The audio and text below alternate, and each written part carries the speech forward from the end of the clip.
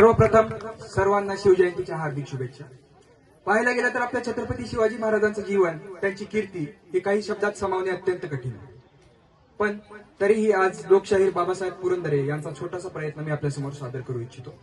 छत्रपती शिवाजी महाराजांबद्दल बोलताना ते म्हणतात की कोण तू रे कोण तू, कालिकेचा खडग तू की इंदिरेचे पद्म तू, जानकीचे अश्रू तू की उकळता लाव्हाच तू, खांडवातील आग तू की तांडवातील द्वेष तू, वाल्मिकीचा श्लोक तू की मंत्र गायत्रीच तू, अर्जुनाचा नेम तू की गोकुळेचं प्रेम तू, कौटिलाची आन तू की राघवाचा बाण तू, वैदिकेचा घोष तू की नीतीचा उद्घोष तू, शारदेचा शब्द तू की हिमगिरी निशब्द तू, की सतीचे वाण तू व मृत्यूला आव्हान तू, शंकराचे नेत्र तू की भैरवाचा अस्त्र तू, की ध्वजाचा रंग तू व बुद्धीचा श्रीरंग तू, कर्मयोगी ज्ञान तू की ज्ञानी यांचे ध्यान तू, चंडिकेचा क्रोध तू की गौतमाचा बोध तू, तापसीचा वेश तू की अग्नीचा आवेश तू, मैसभेतील शिल्प तू, नवसृष्टीचा संकल्प तू, द्रौपदीची हाक तू,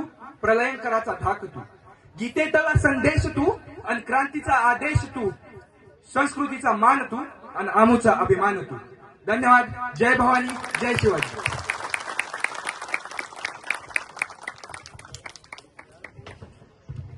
वासुयोग. आताच सादर झालेली बाबासाहेब पुरंदरे यांनी लिहिलेली कविता मनाच्या तळाशी जाऊन भिडते. या शब्दातून ते फक्त शिवाजी महाराजांना पराक्रमी नाही तर न्यायप्रिय, संवेदनशील आणि दूरदृष्टी असलेला शासक म्हणून सांगतात. राजा तोच जो रयतेचा विचार करतो. ही ओळ केवळ काव्य नाही, ते राज्यकारभाराचे तत्त्वज्ञान आहे. And now let's continue this tribute from another perspective. We move to a speech because the legacy and glory of Chhatrapati Shivaji Maharaj is beyond linguistic barriers.